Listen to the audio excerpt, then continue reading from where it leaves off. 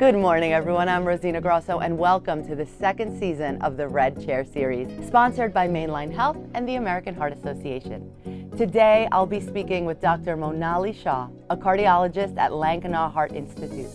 Dr. Shah has expertise in treating high cholesterol, heart disease, and elevated lipoprotein A. She is passionate about helping patients understand their unique heart health risks so they can make informed decisions to reduce them. Welcome, Dr. Shah, and thank you so much for giving us the opportunity to speak with you today. Thank you so much for having me. It's a pleasure.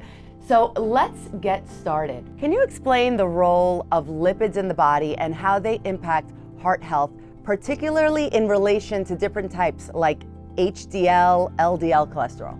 So lipids are important for your body. Lipoproteins are the particle that you find in bloodstream. They're called lipoprotein because it has lipid and protein component to it. It's essentially a cargo system that delivers energy from one area of the body to the other area of the body. For example, the LDL delivers cholesterol from your liver to the cellular system, and HDL accepts whatever is excess in your bloodstream back to the liver. So to some extent, they are crucial for healthy function of your cells.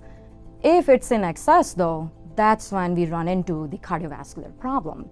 A lot of people have heard of good cholesterol and bad cholesterol. Which one of the two? Which one is the good cholesterol? Which one's the bad cholesterol? And what does that mean? So LDL is typically considered bad cholesterol because, as I said, it takes cholesterol from liver to cells, and likewise, it has ability to deliver cholesterol to your vascular system as well.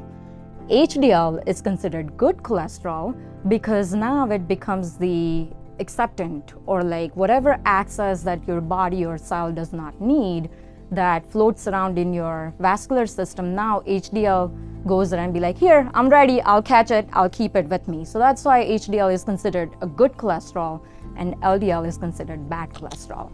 Good one.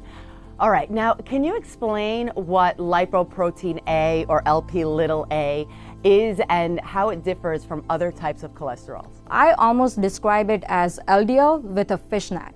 So not only it has ability to progress or form plaque, it can also cause this clot formation that your body has hard time breaking.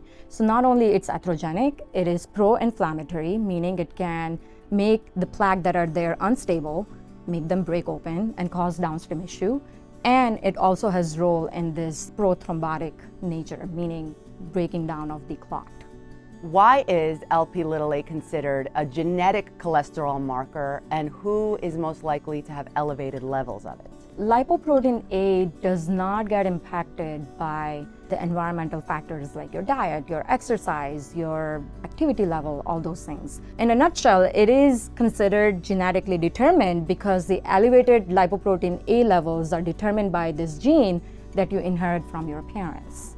Very good to know. Are there any symptoms or warning signs of elevated Lp(a), or is it typically silent?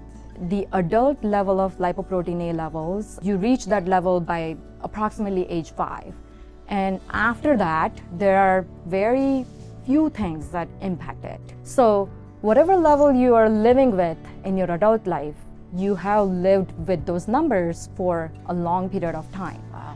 So in other words, it is a silent killer because until you get to a problem, you're not really going to have any symptoms from it. Who should consider getting tested for Lp(a), and how are the results interpreted? Our guidelines are changing. Before it was, recommended that people with strong family history of cardiovascular conditions like premature heart attacks, coronary artery disease requiring stent or bypass at early age, strokes should have lipoprotein A levels checked. Now we are moving towards more like, because it's genetically determined, maybe everyone should have it checked in their adult life at least one time. If this number is elevated for a particular patient, that gives their clinician an opportunity to intervene early. In other words, we can give patients that chance or ability to address their risk factors before it becomes a problem. Great. If someone has high Lp(a), what steps can they take to reduce their heart disease risk? As I said, lipoprotein A levels do not get affected by many things or many environmental factors. That being said, there are so many other risk factors that we can address, including healthy diet. Try to stay active. The current recommendation is at least 150 minutes of moderate to high intensity activity a week. Quitting smoking, because that is also additional risk factor, and overall trying to manage your other risk factors like high blood pressure, diabetes, overall high cholesterol will help reduce your risk if you have elevated lipoprotein A levels. Currently, we don't have a lot of meaningful therapy available that targets the lipoprotein A, but things are in clinical trials, and it is showing some promising results, and we are very excited to find out what we learn from these trials. Great, that's exciting. Well, thank you so much, Dr. Shah, for sharing your expertise on the impact of lipids and Lp(a) on heart health. Your insights have been incredibly valuable, and I'm sure that our audience now has better understanding of how to manage their heart health effectively.